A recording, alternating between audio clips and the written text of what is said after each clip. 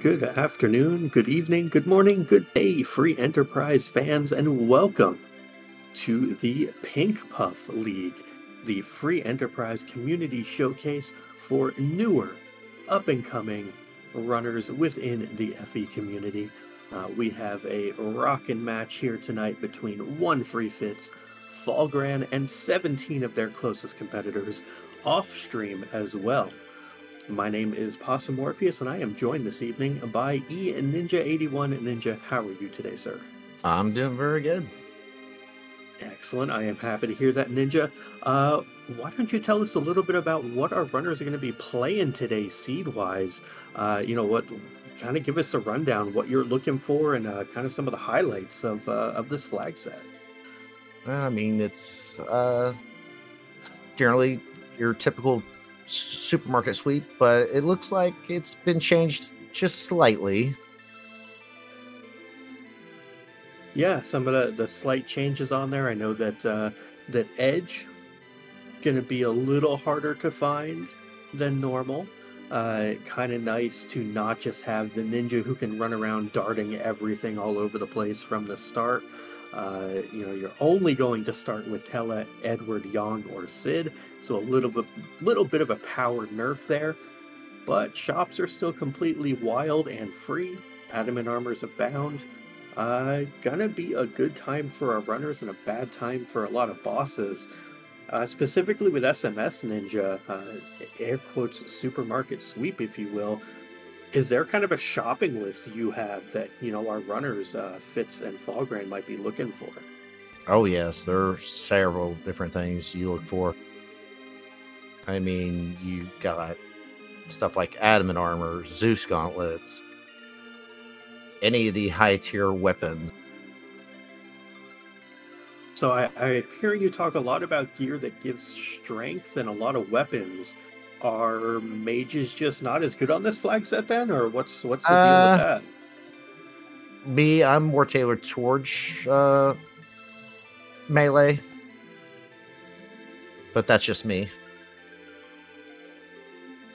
Yeah, it definitely makes a lot of sense. I as well tend to focus on the melee characters in this. They certainly, because of the gear available, can scale up very quickly, dealing tons and tons of damage. Yang, not exactly a character that's going to be phenomenal when it comes to dealing damage. Can't equip any of those big nasty weapons or anything like that, but can still wear adamants, Zeus gauntlets, etc. But our runners are underway. The Queen of the Puffs, Asuka herself, has given our runners Iridia, a Pinktail, and King and Queen of Eblin sitting in Baron. Pinktail represents an adamant armor if our runners happen to come across a hook to turn it in with. And, probably not relevant if adamants are in shop. But this ain't exactly the start you want on Supermarket Sweep, character-wise.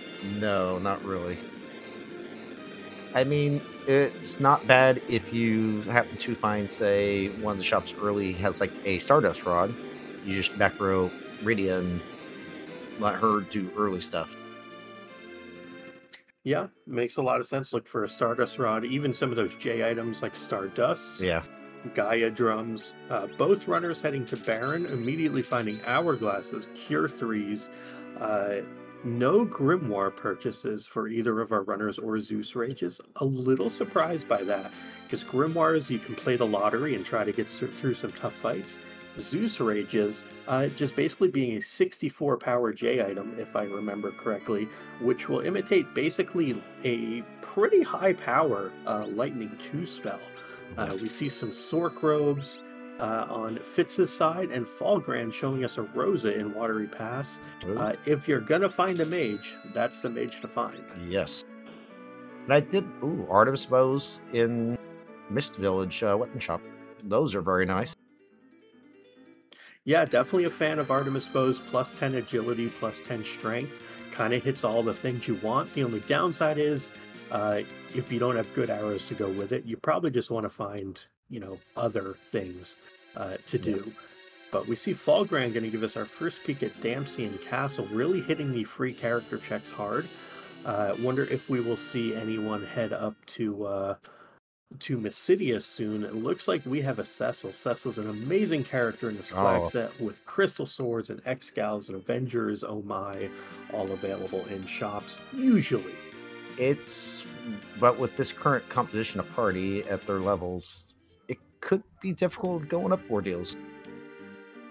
Yeah, this party ain't Ordeals ready yet. This party is barely Antlion ready. Yeah.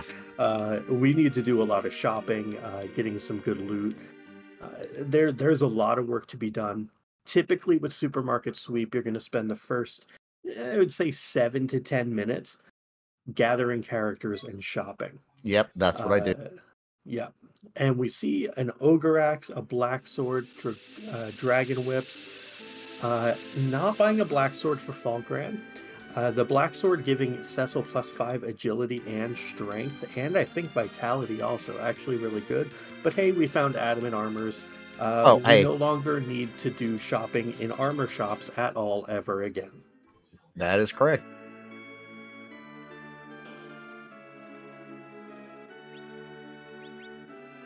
Yeah, Falgran will probably never touch another armor shop now. And there's your Stardust Rods, Ninja, just kind of hanging out in Troya. Fitz has come across and picks up some Gungnir Spears as well. So has some nice darts. And if Kane shows up, a pretty decent weapon. Not the best, but decent. Falgran letting us know just another Rydia hanging out. I think Fritz also picked up... Nope, did not pick up Charm Arrows. I was kind of surprised. Yeah, I mean, with Samurai Arrows and Artemis Arrows potentially available, no need for really much more than that. Exits for sale. Yeah, exits are really nice. Expedites your travels out of the required Magnus Cave. Expedites your exit out of Antlion Cave, the Fame Arch, potentially the Moon. Although we shouldn't see much of the Moon with Pass being in a shop and no darkness required objectives. Yeah. Fitz also showing us a free key item, and we are going to get today the Baron Key. That unlocks the shop too. Yeah, and a required key item. Yeah. And it unlocks another shop, which is kind of nice. That's where those exits come into play right there. Getting right out of Troya. Yep. Don't have to worry about the Troya lady blocking you in, as she is wont to do. Yep. Oh, there's Avengers for sale in Agert. Oh. That is Adamant Avenger? Dwarfax. Yeah, Adamant Avenger is there's your back row. turns us into an auto battler, which is pretty nice. And with the Dwarfax, you can back row, say your Cecil there. Yeah, Cecil, Kane, and Sid all can be back rowed with that. And glass hats. Dwarfax. And glass hats were for sale. Adamant glass hat. Yeah, I would say that's a bit excessive. The glass hat really doesn't add anything. Yeah. The adamant doesn't cover. But yeah, if you want to be super safe. I'm thinking Falgran's going to go right to Ordeals because he bought Vampires. No, he's going to check the characters in Mysidia first. Yeah, and we haven't actually seen the characters here yet. We do see some defense swords showing up. We see assassin knives. One of the things we're seeing a big difference in our runners, though, is Fitz is buying everything in stacks of 99, with the exception of like back row items. And Falgran has been buying things in stacks of 5. Yeah, I know. Now, I happen to be a big proponent of buying things in stacks of 99. Rather than 1 or 2 or 3 or 4 or 5, just because it saves time. This is pretty much SMS exclusive, because in most flag sets you will not have the access to be able to buy 99 of anything but maybe carrots. I like the whole 99 boxes. That's fair. We see on Falgran's side Sid and Kane. The Kane is a wonderful pickup. Sid a little less so. But pretty much any Zerker is going to be getting the job done. So here now we can just kind of slap on the Avenger on Kane with an adamant armor. and really just let him go to town. Although I don't know that Falgran is going to go pure Avenger here. We'll see. Like I said, even if there wasn't any decent character here, I could have seen him still going up ordeals because he did buy a stack of vampires. That's true. Definitely could just go straight up ordeals. With the adamant armors, it's not as though he's going to be, struggling for damage or struggling for defense. And it also has the nice effect that it kind of stops a certain thing called demolish. Yeah, any instant death effects from Golbez, CPU, if it were to Globe 199, will be greatly reduced by an adamant armor. It won't negate it altogether. If you have things like, a witch burn from a wyvern, although I think wyvern is on, so we won't get to see any of the fun ones. But lots of different things that adamant armor protects against.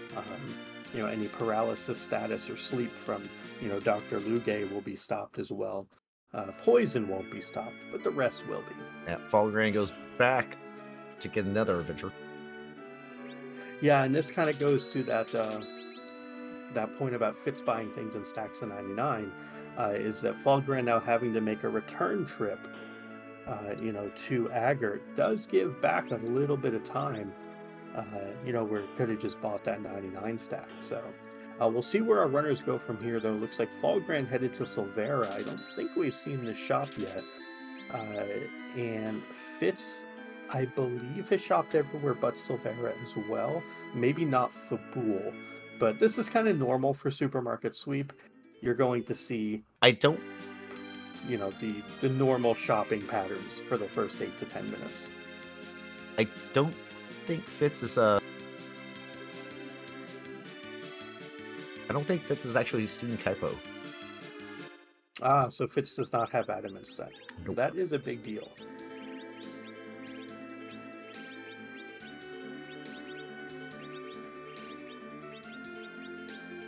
Looks like we have back row going on to Kane from both runners with the Dwarf Axe, Avenger on for both runners, Ribbons for Fitz. I do like Ribbons more long-term in this flag set, rather than Glass Hats. Just the protection from any sort of status effects is fantastic. And then, just getting the rest of the party geared up. Personally, I'm not actually a huge fan of gearing everyone up, because you don't know who your permanent party members are, for example. Outside of Kane, Rosa, and Cecil, Rydia and Sid, they're not actually going to do a ton right now for the team. So spending the time to equip them doesn't necessarily actually gain anything, and in Falgran's side, could actually cost time, because then you have party members you don't want taking actions, being in the queue taking those actions. This is normally more SMS applicable, but it also can be relevant in other flag sets. So kind of an interesting thing to be on the lookout for is optimization of actions for our puffs and for folks in general.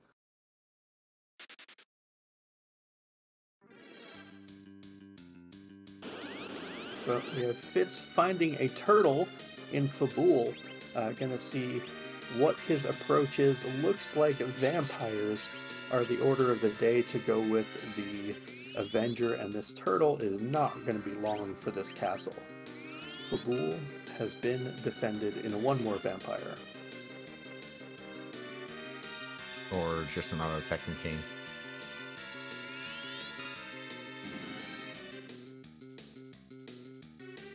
And Falgran joining Fitz here in Fabul. We see a couple of attacks coming out, one for 70 on Falgran's side, and a power punch with Yong, and attack from Kane. All of these attacks doing less damage than the vampires from Fitz. So Fitz's fight a little bit cleaner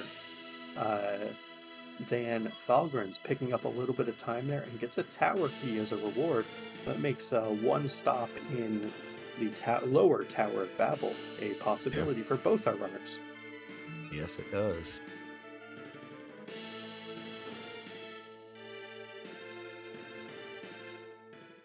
So, Ninja, do you expect our runners to go up ordeals here or go more towards the antlion side? I'm still waiting. Me, if I had had the vampires, I would have went straight up ordeals. Personally, myself, I like to get the Cecil online. It definitely makes a lot of sense to get Cecil online. While we might not have Crystal Swords or Excaliburs, we still at least have Avengers. And Avenger is a heck of a weapon. Very much so a Avenger go Burr type thing. Just kind of let the seed play itself. Fitz deciding, you know what, I don't need to check the summon here on Hobbs. We're going to go do Antlion instead. And Fulgran is headed off to do, looks like the free key item, I believe, has not yet got his Baron key. Ah. Yeah, that's right.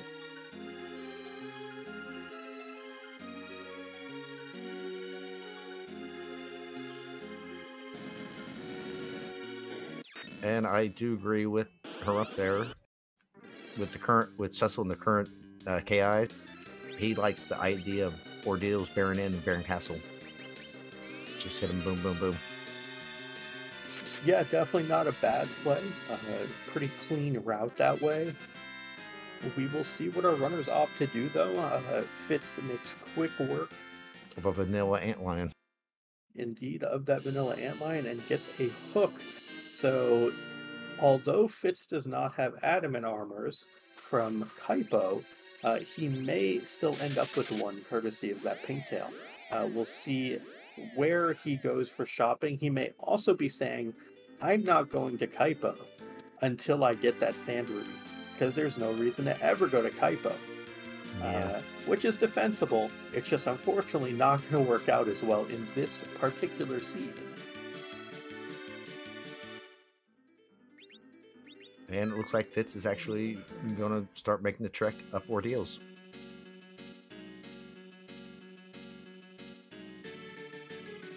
Yeah, makes a lot of sense. Get your Cecil online. It's, a couple bosses to peek at. Not that there's really any impetus to go boss hunting, since Steam Mist is not going to give anything. And it's just a dupe Rosa. Well, and I was wondering if this was going to happen. We're taking a second Rosa instead of Iridia. For this particular party, I like that, since we kind of had the discussion that these seeds end up more Zerker heavy, more physical fighters. Iridia going to have less of an impact long term. Yeah. So this makes a lot of sense to have, Rosa be picked up. She has better HP growth. She can cast Cure. Whereas, Rydia, you have to rely on RNG Cure in Asura. And Bahamut, which, albeit very powerful, is very slow. Yeah.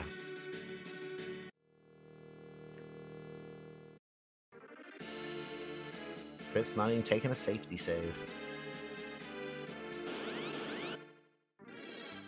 And is introduced to the nopiest of noodles. This is the type of situation where you can just go ahead and spam vampires. 4 of them should be fine. Especially with Kain. With the swing, yeah. Yeah, doing the extra damage from the Avenger. Can also just let Kain hit things and don't even have to worry about counters. Yeah. Because the next hit from Kain will kill anyway. There's just about 3,000 health here. We've done about 2,500 damage. So next swing from Kain, well, it would have killed, but unfortunately, big wave going to come out. 1 Rose is going to survive. 1 Cecil's going to survive. Everyone else is going to perish. But a vampire, and we're through. Looks like we're opting to revive some people, though. Maybe trying to squeeze some extra XP out. Once Kain gets back in the queue, he is going to go ahead and swing again. So once that happens, Fitz will be through this fight.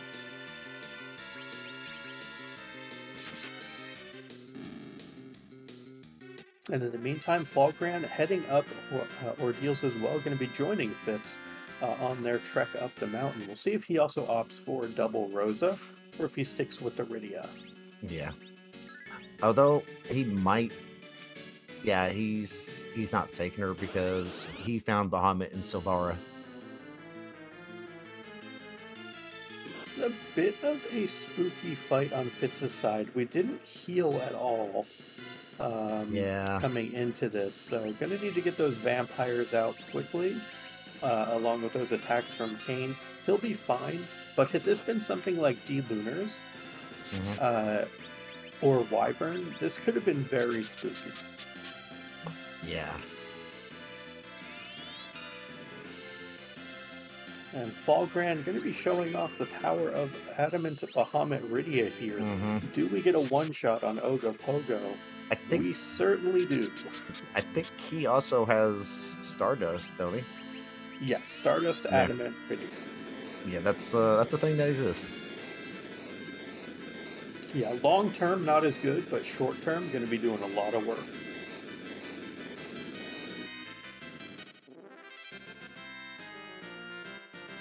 Now, of note, our runners are missing a couple important things kind of on the SMS shopping list, if you will. Yeah. Unless I've missed them, which is completely possible, but I have not yet seen sirens or elixirs. Those are two of the most important things to find because you want your levels and you want to be able to just kind of spam cure everybody with elixirs. Instead of having to use a cabin? Instead of having to use cabins or cure 3s. Elixirs are just really, really nice. And sirens, of course, summon up whatever you want to fight to get your levels. Yeah. I agree with you completely there. With them... Oh, go ahead, Ninja. I was saying the only other thing I could think of is, possibly a better sword for Cecil, but So I wanted to ask you about this Earth Crystal that Fitz has found here up on Ordeals that Falkran also is going to be getting shortly. How do you feel about the Earth Crystal?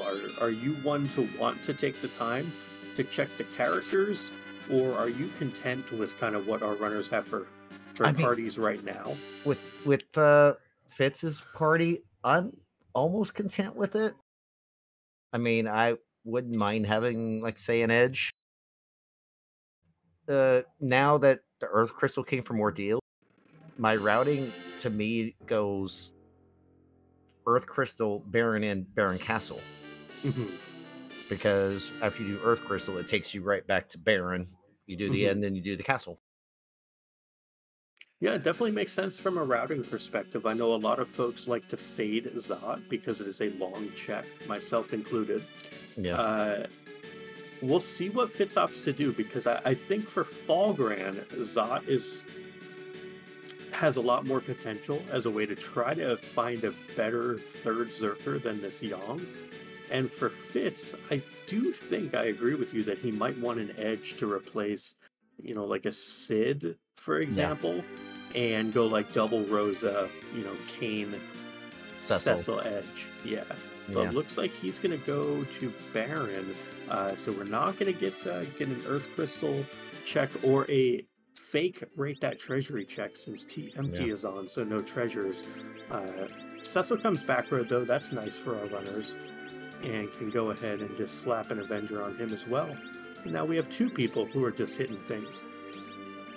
The only other thing is, especially beings, the only thing we found so far, well, at least on Fitz's side, is we have the hook. But is that going to be their only way underground? I mean, the magma could be at Tower Zot. Yeah, Magma Key definitely could be at Tower Zot. You just never know. There is something that I do want to highlight on Fitz's side here, that while we do have an Artemis bow on Sid, and it does make him faster, typically for the overworld, you actually want your fastest characters in the middle.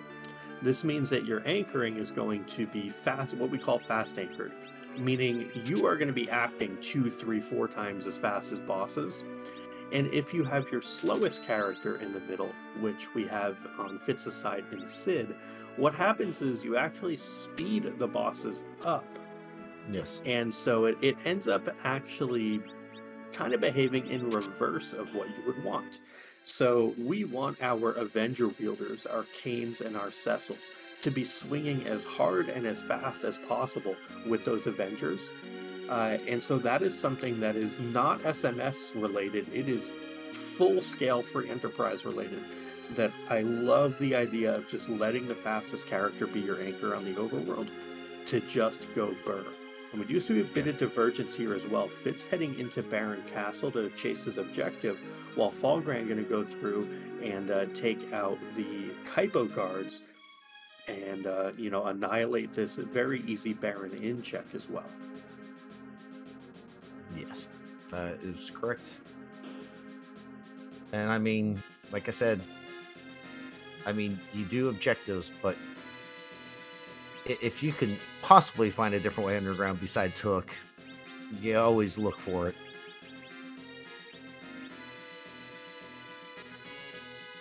Yeah, definitely Magma Key makes you feel a whole lot better than having to do a hook route, especially on a flag set as generally fast as SMS.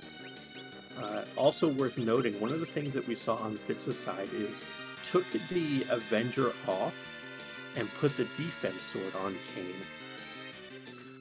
Again, with Avengers, because they auto-berserk, they have plus 10 strength, plus 10 agility, they're often stronger than other things early on in the seed. So again, total scale free enterprise related. Generally best to leave your Avengers on. You'll see out of this we got about 350 damage from Fitz on the defense sword swing, and he was doing 700 to 900 with the Avenger before. So it is a big difference early on to just leave those Avengers equipped. Very much so a damage increase if you can just let the Zerkers go. We do see on Fulgran's side Dark Knight Cecil and Baron in 2. That can be a little scary because his waves can do 300 to 400, but Fulgran able to cure up his Cecils and Yongs and gonna get through that Baron in check. Yep.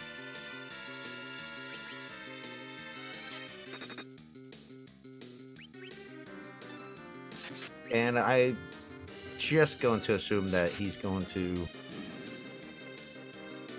Oh, that's an objective. Yeah, Twin Harp from Baron Inn. To, I think, finish your thought there, assume he's going to get rid of Yang and do Baron Castle next? Yeah. Pretty much, and then I saw that, I was like, Yeah, I don't think it changes what Fulgran's going to do. I just think it means that his next destination after Baron becomes Twin Harp. Yeah. And we see D-Mist on Fitz's side. D-Mist does not give a key item in this flag set, so it is just another boss. Yep. Opts not to get the Murasames from the Baron shop. Yeah, Murasames are an interesting weapon. They give plus 5 strength, but they give -5 agility. They also give like plus 5 wisdom, I think. And they're marginally stronger than Ninja Blades. There are situations where they can be both better and worse than Ninja Blades and better and worse than Musamenes. Murasames are a very weird weapon. All edge weapons also make for bad darts. Yes. Outside of, like a Sasuke or a Matsuno, like the GBA advanced ones, if you can even dart them. No, you can't. Sure. Okay. No, you can't dart them. Gotcha. Other than scrap metal. So yeah, the damage just isn't high enough on those to really warrant doing much in the way of darting. So I can see fading those. Plus, we don't have an edge. And Fulgran may be saying, I like this party, I don't want an edge. That's true. But we see Fitz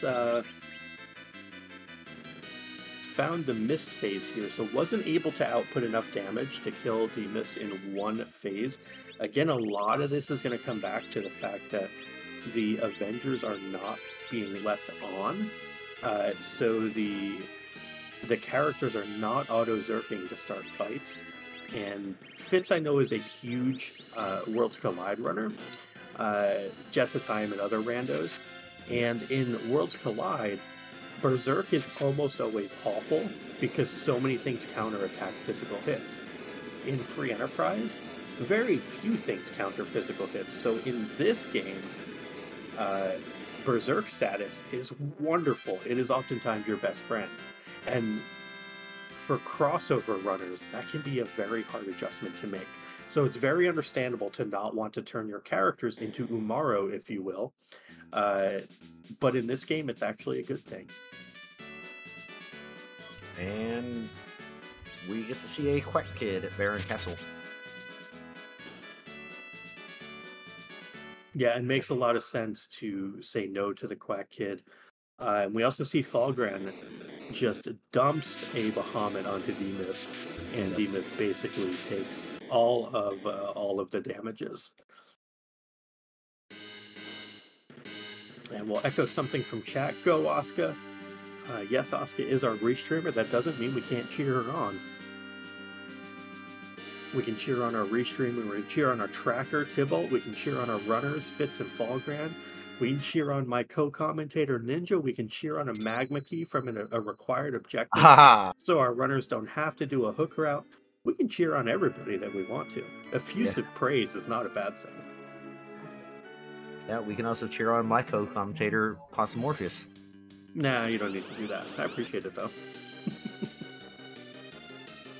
So, Baron Castle had the other underground access. Yeah, it is interesting because the Hook Shop is still a shop. Yeah. And I do wonder if anyone's going to want to go there. We still have a couple of major items that we highlighted that are, not yet found. For Fitz also, the adamant armors are on the table as far as major items not yet found. Neither of our runners have big Cecil swords. We have no sirens. And we have no elixirs. So still a lot of shops out there that our runners may want to play with.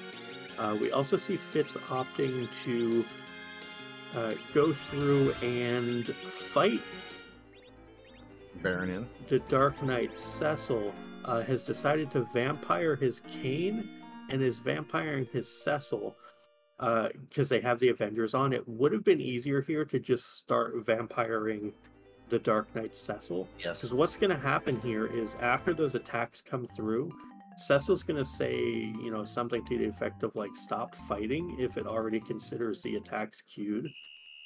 So it says you must not fight now, which means that we have to wait through a couple more waves to actually get through this fight. It'll happen because we're not attacking now, but it's going to draw this out pretty dramatically. Where had we just murdered Dark Knight Cecil, we'd have been a lot better off time-wise. Yes.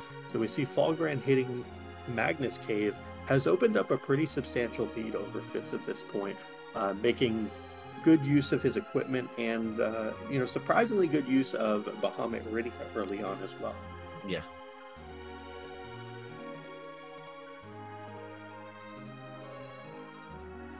Fitz has decided to stop fighting, though. DKC says something about justice, and this fight will be done and dusted.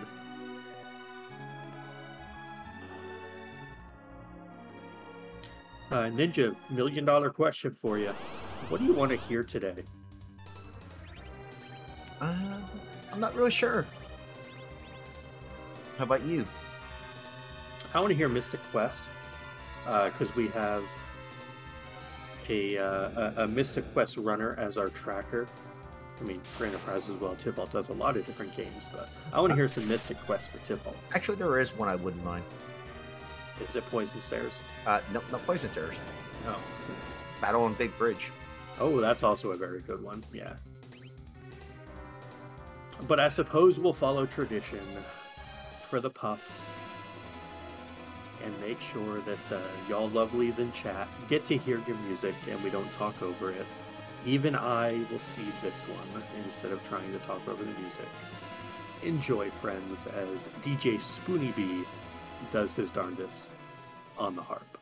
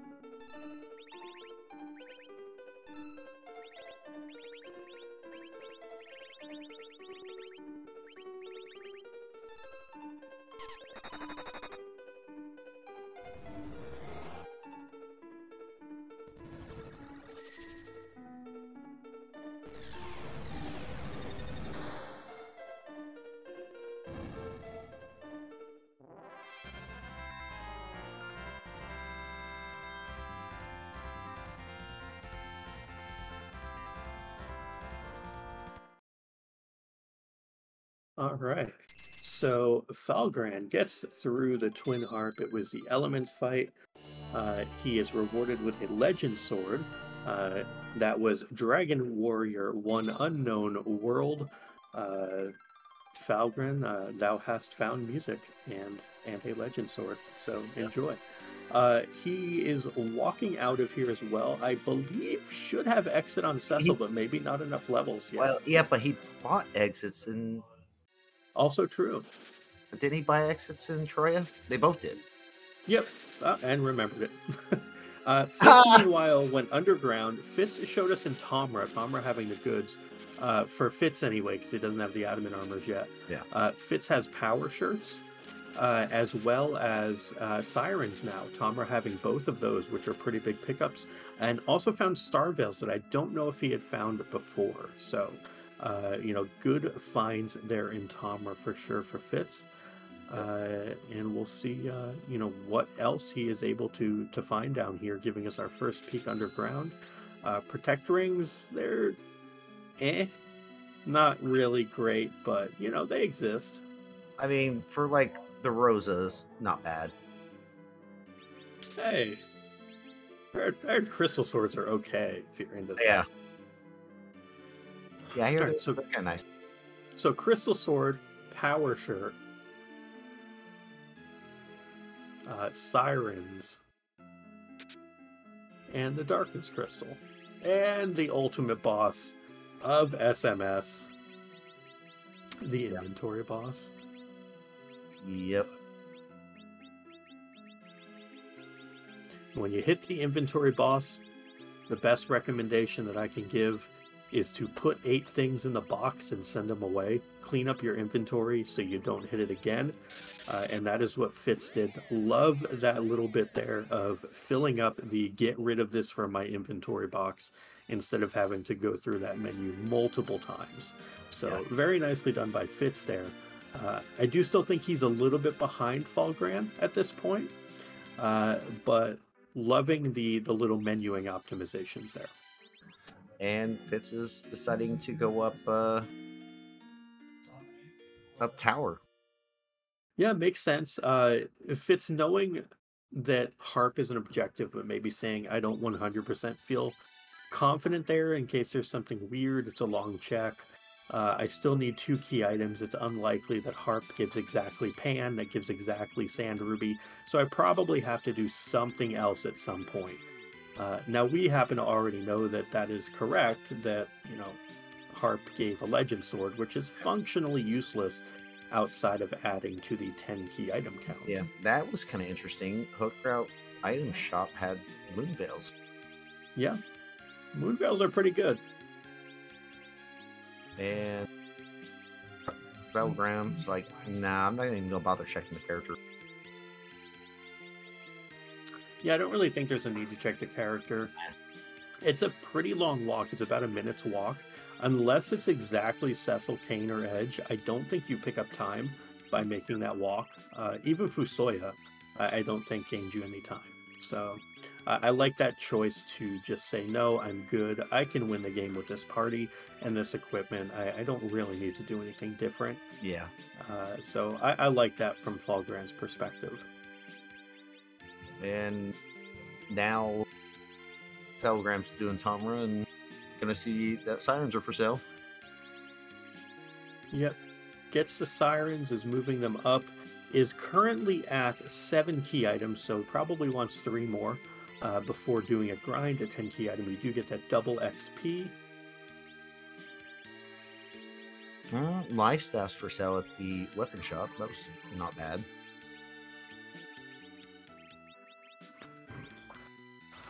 I kind of questioning the whole buying of power shirts.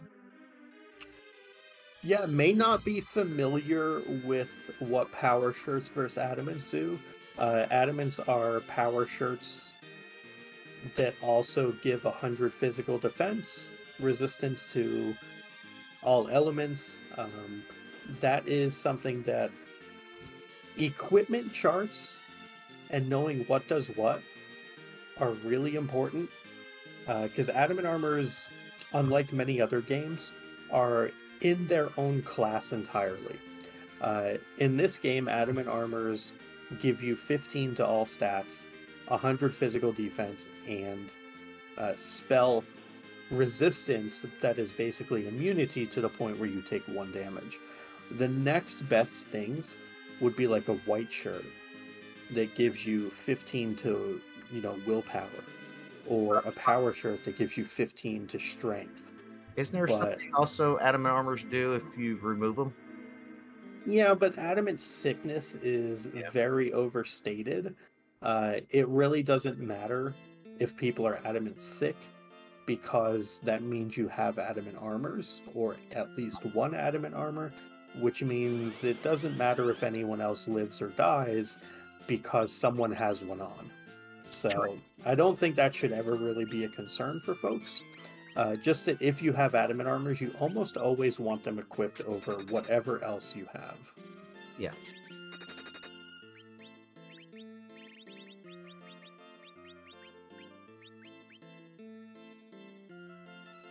Meanwhile, Fitz has found the Milon and Friends fight.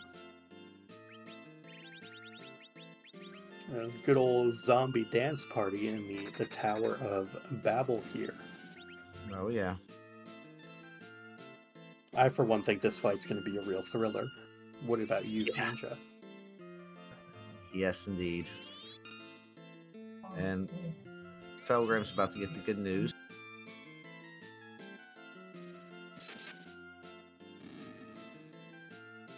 Yep, finds that crystal sword.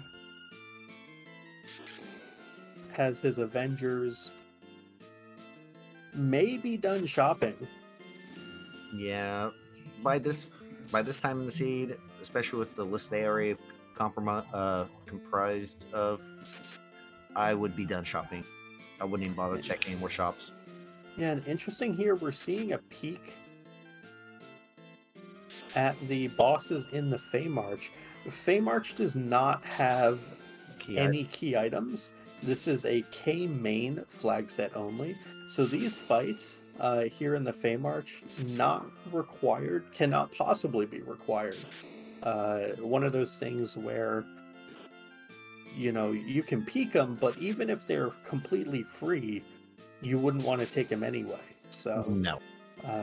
One of those things from an optimization standpoint, that if you're not on a boss hunt, and you're, not on K summon for flags, oftentimes you can just skip it entirely, unless you really want to see, to know Wyvern or Golbez are out of the pool, things like that. Yeah. But meanwhile, we see Fitz is through Milon and Friends, picking up some levels on his much maligned Rosas to this point, and gets a package that is not a requirement, but it does get Fitz to 9 key items. So only 1 more and he will be able to start or even finish his grind. And he has not done the tower key yet, so potentially another key item. I mean, we still have not seen a Zonk yet. Yeah, there is 1 Zonk in the pool on K-Main. We have not seen that. We also have not located passes. I believe we've seen every shop other than the Moon, right? So the pass has to be in the Moon shop? I would think so, yeah. That's always such a troll. Well done, well done. But we do see Falgran, 1, 2, 3, 4, 5, 6, 7, 8 key items. Not going to be getting full XP here, but maybe just stopping for a couple eggs to make some of his fights faster. While we see Fitz going through and fighting a Dark Elf at the Tower Key location. And Tybalt, our tracker, bringing up a good point in chat, that, with us not being as familiar with Falgran's background, I know that he and his brother played in Eblin Elixir League, which was our last tournament, but still relatively new runners to the community. The power shirt swap with adamant armor could be based on equipment weight. There isn't an equipment weight in this game, but in some games that could impact turn order, could impact movement speed, and things like that. So it could also, be an evasion thing. Lots of different things to take into account with the runners from different backgrounds. Yes. So we'll have to find out the reasoning behind that from Fallgran, but it's definitely a good point out from our tracker Tybalt regarding what the the adamant to power shirt swap was for. Yeah, and I would understand that. I've played a few games where weight does make a factor in that stuff. Also dodging and evasion and stuff like that.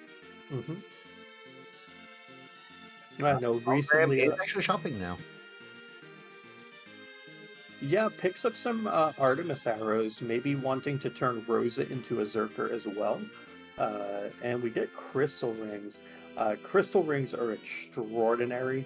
I am personally a huge fan of them. They give a lot of physical defense, a lot of magic defense, a lot of evade, +5 agility. They give dragon resist. Cannot say enough good things about crystal rings. And I know in our last tournament in the Potion Party flag set, a lot of folks got turned on to just how good crystal rings really are. They also prevent some status effects, right? Like stun. They do prevent paralysis as well. Yeah, paralysis, yeah. That's what I thought. We see Fallgran going into Dwarf Castle is greeted by the rudest of doors. They say when one door opens, another one closes, or something like that, or when one door closes, another one opens. This one is just rude, coming out of Luca Cave to just really shut the door on our runner's progress here. But not going to have a problem. Yeah, I hear this wall likes to cheat sometimes. Yeah, the thing is, though, with our runners having the power that they have, the ATB cheating evil wall is not going to be cheating very much. It's just gonna fall over and perish. Meanwhile, Fitz has his 10 key items and has said, it is time to do my grind, and yeah, we're gonna get all the levels now. Cecil with an Avenger, a Power Shirt, and some other items on is carving up these eggs, making himself a nice breakfast and gaining a lot of levels in the process. Yeah, but if I was at 10 key items like this right now, I would be hitting my grind right now. Yep, and we see a Fusoya from Dwarf Castle, and goodbye Viridia on Fallgran's side. This is interesting. I mean, the Fusoya is not fully powered, though. That's the downside. I believe the Fusoya will be fully powered in 2 boss fights, and we are guaranteed at least 2 more boss fights. Yes. Can always go to Mist Cave or Waterfall as well. Yeah, just knock out 2 quick bosses. Yeah. But the Fusoya replacing Rydia means that Fallgran also probably believes Bahamut has kind of served its purpose to this point, and going to have Fusoya just be a backup or even primary healer for what is going to turn into a Zerker team with the acquisition of Crystal Sword for his Adamant Cecil. And also not to count Artie Rosa.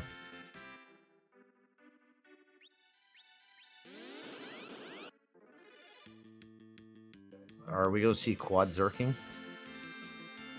Possibly. You deal enough damage, you don't have to worry about sustaining a fight.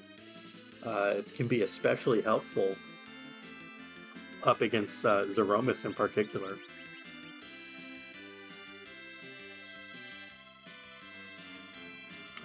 Worth noting for this flag set, there is no warp glitch though. So this is just a singular check, but it is a rather important singular check. Oh. That's something. Dwarf Castle giving us a pan, which we traded because of inventory boss, a Dwarf Axe for. Kind of going back to something Fitz had done earlier, which was putting 8 items in the box. Fallgran only put 1 item in the box, which was the Dwarf Axe. So would have liked to see some other things like, an Ogre Axe be put in there and some other random equipment, but it shouldn't be too much of an impact because there was a lot of empty room in Fusoya's inventory, which will clear up some of that inventory for Falgran. So shouldn't be punished by that.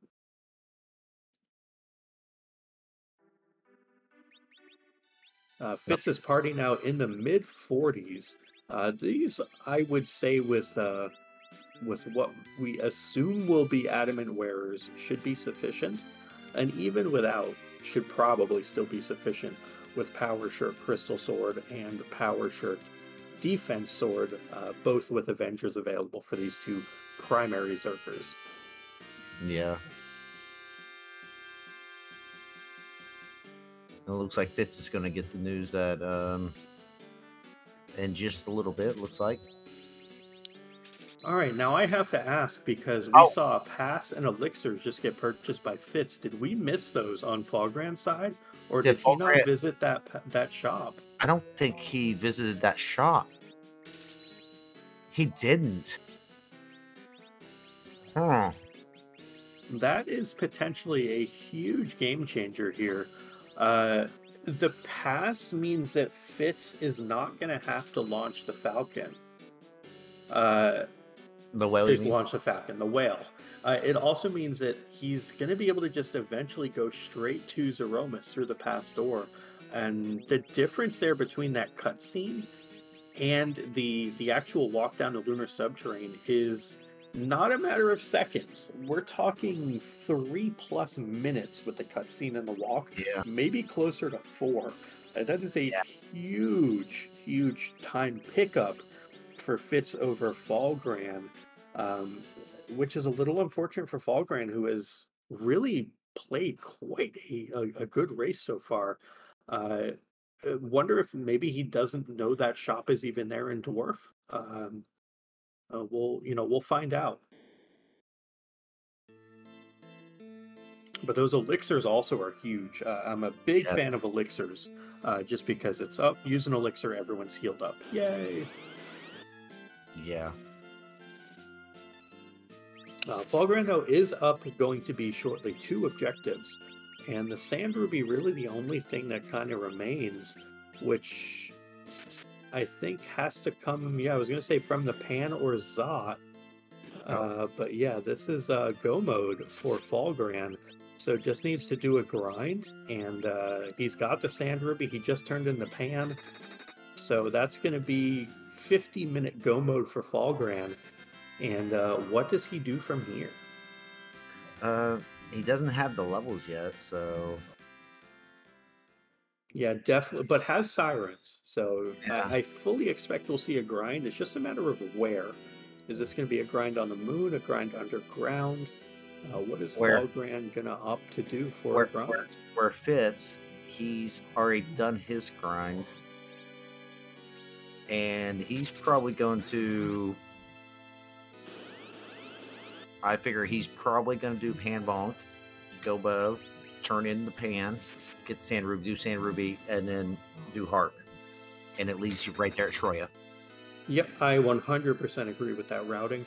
The only thing I could say that might cause divergence from that route would be if we decide to stop to shop for adamant armors or stop to turn in the Pinktail on Fitz's side to get 1 adamant armor. That is another big difference between our runners, as Falgran has adamant armors to go now with his crystal as well for completing all 4 objectives, whereas Fitz currently has 0 adamant armors. 4 is greater than 0 last time I checked. The math does check out. Whew, good, because I usually struggle doing math, especially on stream.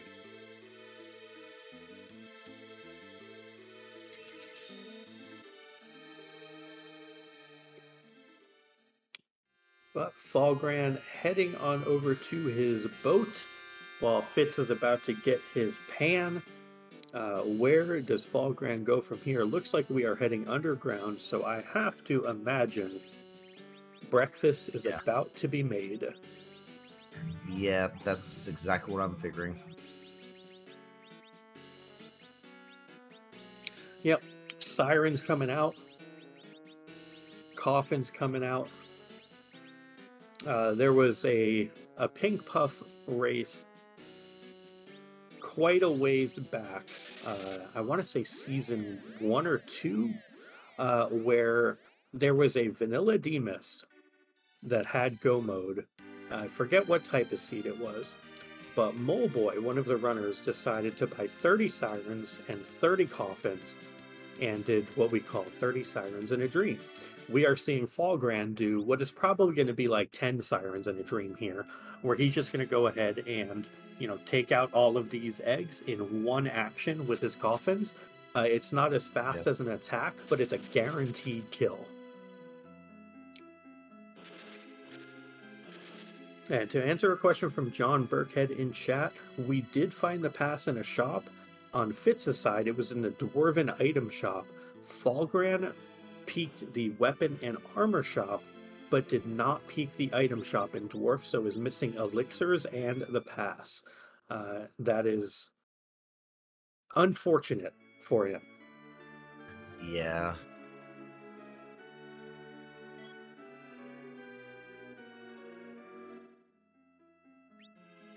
Yeah, I was kind of surprised Falgran didn't check the weapon and armor shops because, I mean, you got the gear for the group. I mean, you found the armor. Yeah, well, you found the adamant armor, so why even check the armor shops? Yeah, I mean, it might be a comfortability thing. Because remember also, Falgran took the adamant armors off for power shirts. So it might just be a situation where not realizing what gear does what and how impactful it'll be, which is completely understandable. Adamant armors are normally not in in seeds, so may not be fully understanding of exactly what is required. But it looks like he does know that in order to get to the big bad final boss, you at least got to get there somehow, either by pass or by darkness. And Falgran has opted to head on up and launch that cutscene with the the darkness crystal. Launch that whale, excuse me. I'm going to assume Fitz is going straight to Kaipo. Hopefully, maybe checks the shop when he goes there. I would actually like to see him go to the Twin Harp first, because he's already low on health, which makes getting through the initial cutscene easier. And faster, too. But he also may go to Kaipo, do that, and then just finish out in Troya. I think they're about the same. The awkward thing with the Sand Ruby is it heals you. It gives you a full heal. I know it does. It makes doing Twin Harp right after that just a smidge awkward, because you have to figure out a way to make that faster, or you can just sit there and take a beverage break or a bathroom break. Oh, come on. But to answer... Oh, go ahead, Ninja. Oh, no, you go ahead. I was going to say, to answer a question from chat, what type of runs are these? These are objective runs. So in this particular flag set, we are completing 4 objectives. Characters are kind of open. Everyone is available, no restrictions on those. The checks themselves are only going to be what we call K-main checks, which would be the Blue Planet, things like Mount Ordeals, Dwarf Castle, Underground. Not the Fame Arch bosses, not the Barren Basement where Odin would be. None of the Moon is required, none of the Giant. Depending how you want to play for Enterprise, you can do 100%, you can do, open every box, you could do Dark Matter hunts. You can pretty much play it however you want to play it. But for our runners, they are specifically looking to complete 4 objectives and then defeat Zeromus, the big bad final boss. It is interesting here because we are going to have one of our runners, Falgran, who is going to be fighting Zeromus, the big bad final boss, at roughly the same time Fitz is going to be finishing up the Twin Harp. I do think Falgran is going to be a little bit ahead here, but that Fitz's party is a little bit better. His agility setup is a little bit better, and he has 2 roses for healing. So I like Fitz's long-term outlook a little better than Falgran, but I don't think Fitz stopped in the armor shop in Kaipo for adamants, so he may get distracted by that pigtail. and head on over to turn that in. A lot is yet to be decided on this between Fitz and Falgran and our 17 other runners off stream. But before we get to music a second time, and before we get to Falgran fighting the big bad final boss, I do want to make sure to shout out our runners one more time and our behind the scenes folks. Thank you again to Asuka for the restream, the queen of the Pink Puffs, this being her club to focus on new runners getting introduced to the game. Tybalt, behind the scenes, pushing the buttons, oftentimes the hardest job, especially when you have something like Supermarket Sweep, which is what we're doing here. The key items come very quickly. And Ninja, of course, my co-commentator, thank you to you as well. And thank you as well, Possimorphous. Always a pleasure to get to do comms with you, my friend. It's been a while, so I'm happy to be back in the booth with you. Yeah. We have Fitz, I guess you could say the Dark Elf is giving him fits. And we have Falgran making his final descent into the Lunar Core. This is the time when chat normally starts spamming things. So what type of spam are we looking for in chat, Ninja? I don't know. I don't see it. Yeah, I don't see it either. We're going to have to get help from some folks on this one. Yeah. We are going to talk through the music, so hashtag deal with it, friends, because Zeromus takes priority over the Twin Harp. I know that will make Harumph, one of our community members, particularly thrilled. But Ninja, what are we doing here? What's the question we got to ask? Well, we can't move Zeromus around because, too big of a boss. So what we do is we like to do cosplay with Zeromus. So the real story is, whose butt are we going to kick tonight? That is indeed the question. And there are, of course, ancillary questions to that, such as, is it cute? Does it have a hat? Can it help with your taxes? That's true, too.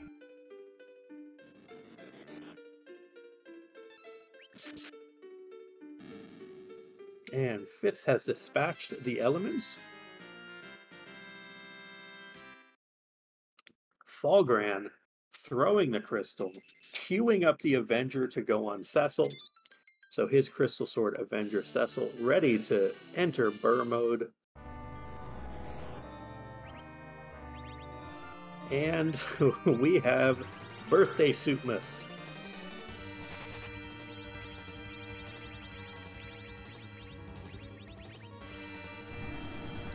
And a slow cast coming out from Fusoya. We're getting a run buffer there as well from Falgran. One of the awkward things about run buffering in the Zeromus fight is that the message that comes up on the screen will last as long as the longest text box that has appeared. Yes. And because Zeromus has very long text boxes that can't run message stays up for a while, a perfect target on Falgran's side for that counter nuke hitting Yang, who's the only person who's going to walk off a counter nuke and a Big Bang. We have our party members swinging away here. Zerks, three of them, Cecil, Kane, and Yang. And it is Fusoya and Rose's job to keep everybody else alive. Looks like a Starvel coming up on Fusoya's side. And that is going to indicate that we might be getting some reflected nukes from Fu as well, or a reflected slow. See if we go for a second reflect here. Yeah, I'm kind of... I'd feel a little nervous with Rose's HP if it goes to a second Big Bang. Yeah, I would feel much more comfortable nerfing this second Big Bang as well. We are doing a bit of damage, though, quite a bit actually, and Fusoya going to be chipping in with a nuke. Not going to hurt things. That's a pretty big nuke for Fu as well at 7,600. But here is the shake, and so Falgran's going to have to time a slow. But it looks like that might have been a fake shake, because we had a pretty big delay there in kind of the middle of what was happening. So I think that might have been fake. Yeah, I think it was. So this is not going to be a nerf because there's no actual Big Bang queued at this point. Uh, Hitting Yang is, again, fine. Yang is going to fall over, but whatever. He is the least impactful Zerker. While Fitz has also joined Falgran in the Zeromus fight, so we now have both the runners fighting the big bad final boss.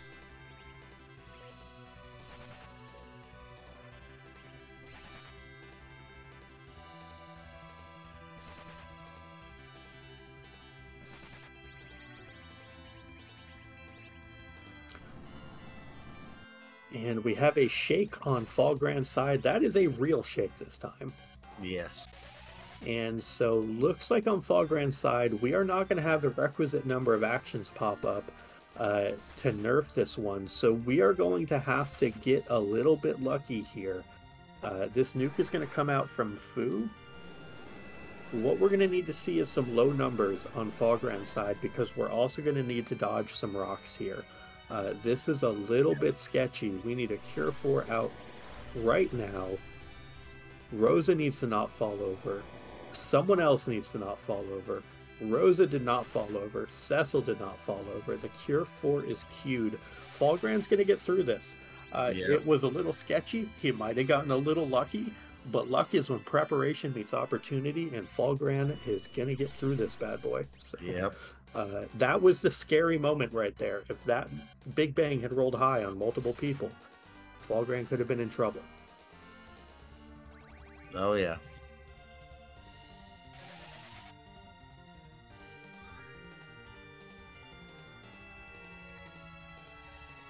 And here is a nuke coming out on Falgran's side. Rosa might fall over from this. No, Rosa decided to put her dodging pants on. And Cecil just going to be hacking away now. As is Kane. We got to be close to rocks. There's Meteor Phase. That's what you want to see if you're a Falgran fan.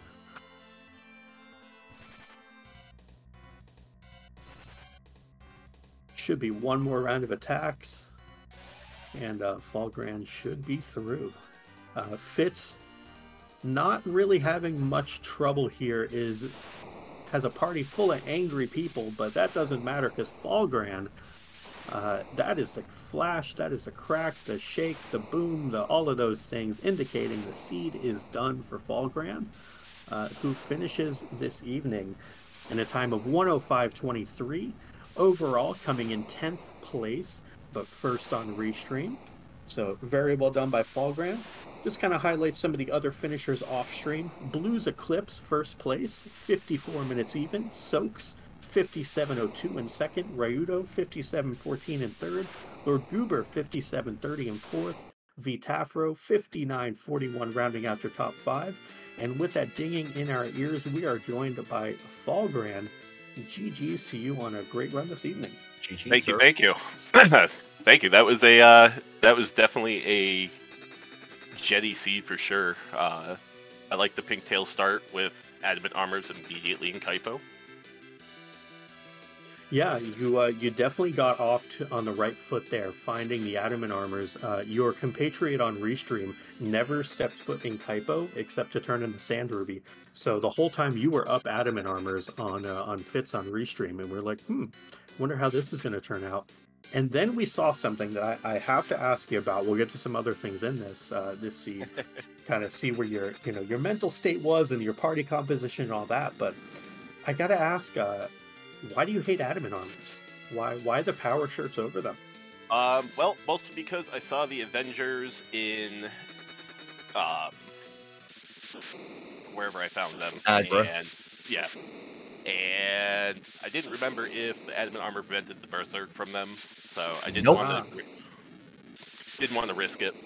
Gotcha. So an interesting thing about that is even on the armor that prevents berserk, which is crystal armor for Cecil only, Avenger overrides that. So it doesn't actually even matter. Avenger overrides all of it because it's completely broken. So Yeah. now you know. We were all very curious if it had impact from some other rando or a different type of game or anything like that. So I think I good to just got know. crystal armor and adamant armor confused, and Oh, and even the crystal armor doesn't override the Avenger. Yeah. oh, all right. Yeah. Avenger is it's a special beast. So going back very early in the game, we saw you going through and you committed fairly early to Bahamut Rydia. You eventually got rid of her, but you put her to great use, in a flag set that typically lends itself to Zerkers. Kind of tell us like what your thoughts were building your party, committing to certain characters. The Rydia in particular is one that I'm always curious about in these types of scenes. Well, my whole theory was with the free characters in the free shops, my priority was to get a full party before I really started getting heavy into shops, just so I knew what I needed. Rydia just happened to be the second party member, and I decided once I got the Dark Knight Cecil to start looking for at least some stuff for further down the line for Paladin. But then I saw Bahamut in the shop, and I'm like, between that and the adamant armor, I knew that was going to carry me through pretty much most of my early game. And then Fu showed up, and I'm like, I figured at that point I had cleared enough bosses where he either had nuke or he was close to getting nuke. And I believe, in fact, picked it up the very fight you got him, if I'm not mistaken. I think you got him at 1600, and he learned nuke at 17. Yeah. So right as I saw that, I figured I was done hunting bosses, and then got the pan and just kind of ran that line down. Yeah, it makes a lot of sense. One of the other things that I think we saw from you was you had decided to be buying things like one at a time or stacks of 3. Is there a reason for buying in those low quantities versus just buying 99 of everything? I think that's just more of a neurotic thing from me. Okay. I didn't know if you had some sort of overarching strategy with it, or that goes against the typical supermarket sweep grain, or if it was just personal habits or whatever. So wanted to inquire about it. Oh, no worries. Yeah, no, that was it was like I don't need more than 5. I could have bought 99. I should have, just because I could have, but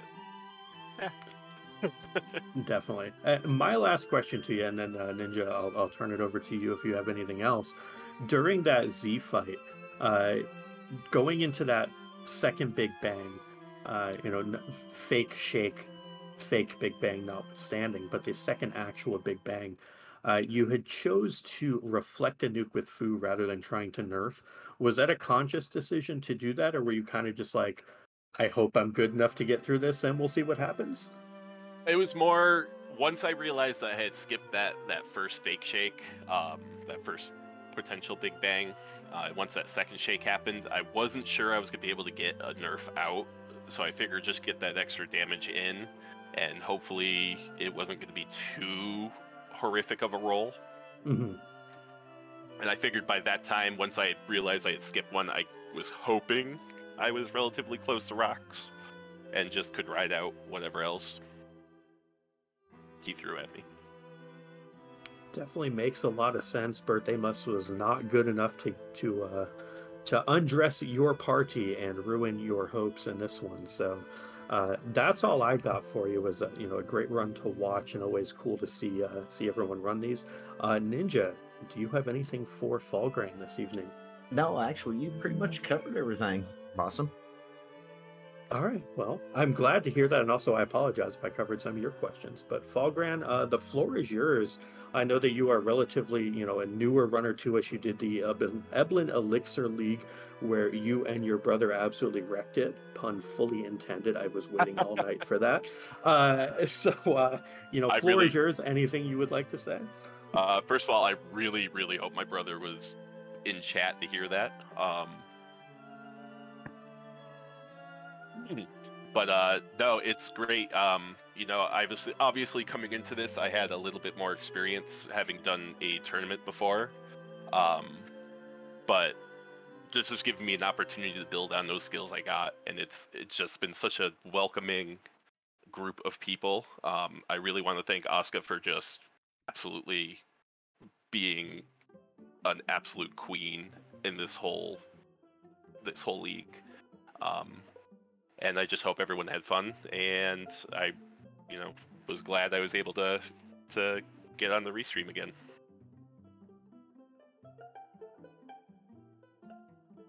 Excellent. Well, we appreciate your time, and both you and your brother joining into the community. It was a blast having you in Ebon Elixir League, and super happy that y'all stuck around. So thank you for volunteering to put on a show this evening, and just for participating in general. Well, I hope everyone was entertained, and hope to see everybody again. All right, folks, and that was Fallgran, our first place finisher on Restream, 10th overall. Fitz, meanwhile, did finish with a time of 107.06 in 14th. Keep in mind there were 19 total runners tonight. Fitz did decline an interview, as he is absolutely able to do. So thank you to Fitz as well for going through and taking us through his journey through this seed. Put on a great performance as well.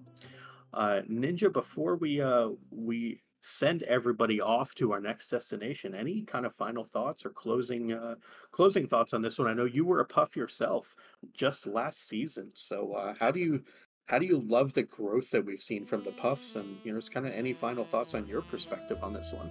I mean, it's actually pretty amazing.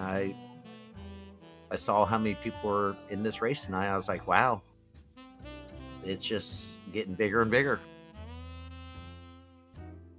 Yeah, absolutely. Pink Puff League is phenomenal if you are wanting to get involved in free enterprise, and you're like, where do I even start? This is it. Pink Puff League is it. The runners that you saw on screen, they're playing a flag set that is air quotes easy, but promise you, if you want to learn how to do it the right way, you definitely can, and the Pink Puff League is the place to start. So again, want to make sure that we thank everybody, Fallgran and Fitz, for letting us put on the restream, and them volunteering to be on the air for us to watch put on a great performance. Tibalt pushing the buttons and making sure everyone is kept honest on what is on the tracker, and Asuka behind the scenes, always phenomenal. Ninja, my co-commentator, you're always a pleasure to do comms with. So, and the same as well, Possum. Thank you. So we do have some other clubs that'll be coming up this week.